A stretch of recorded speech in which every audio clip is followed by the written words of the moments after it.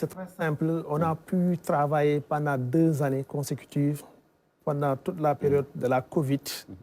Il y a eu des allers et des retours, ce qui veut dire qu'on a quitté ici, on est parti là-bas, et également ils ont fait la même chose. Ce n'est pas à nous d'aller leur chercher. Ils peuvent nous en témoigner. Ils ont cherché sur le maillage, sur le paysage syndical sénégalais, sur toutes les organisations syndicales qui œuvrent dans le domaine des transports. Ce dont ils attendaient, ils l'ont trouvé au sein du syndicat national des auxiliaires de transport. Vraiment, on s'en réjouit.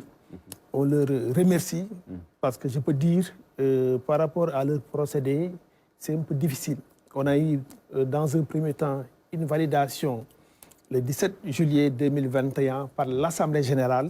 Et il fallait également une nouvelle validation par le conseil d'administration qui a été matérialisée tout récemment. Maintenant, en ce qui concerne les objectifs que nous avons par rapport à cette convention, dans un premier temps, la convention dure sur une durée de 4 années consécutives. Globalement, ça parle autour de la sécurité routière. Comme vous le savez, la sécurité routière, elle est transversale, elle est globale et générale. Nous avons pris quelques volets que nous jugeons majeurs et intéressants en ce qui concerne le volet de la prévention, le volet de la formation, la conscientisation, l'information et la sensibilisation. Parce que tout cela contribuera à ce qu'on puisse réduire le gap des accidents. Parce qu'aujourd'hui, comme vous le savez, les facteurs sont énormes. Et sur les facteurs des accidents de la route, on peut citer 3.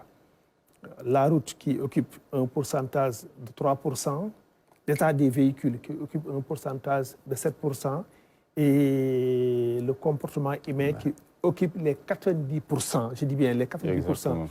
Et l'État y gagnerait à ce qu'on puisse freiner davantage ce fléau.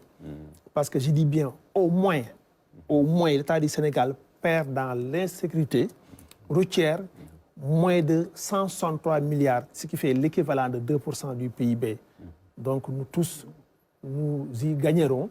Et ensuite, si on parvient à y gagner, on peut avoir, par exemple, d'autres résultats qui n'étaient pas, par exemple, prévus.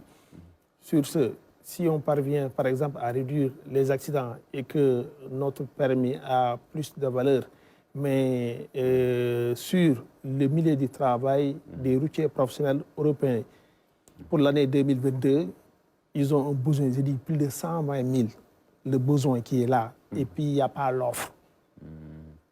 120 000 transporteurs. Pas routiers, chauffeurs, routiers. Qualifiés. Il y a un fort besoin actuellement en routier qualifié.